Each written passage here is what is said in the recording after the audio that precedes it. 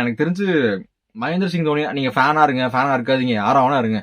அவர் பண்ண விஷயங்கள், இந்தியாவுக்கு பண்ண விஷயம், அந்த 3 டிராஃபிஸ் யாருமே இது வரைக்கும் பண்ணாதது. T20, 50 ஓவர், சாம்பியன்ஸ் டிராஃபி, டெஸ்ட்ல நம்பர் 1 அவர் இருந்த டைம்ல. ஸோ அதுக்கப்புறம் ஐபிஎல்ல வாங்கின 5 கப்பு, அந்த பக்கம் சாம்பியன்ஸ் லீக் 2ன்னு சொல்லிட்டு டிராஃபி கலெக்டர் இல்லையா பேசிக்கா. அவருக்கு ஒரு ப்ராப்பரான ஒரு send off, doesn't he deserve a proper send of?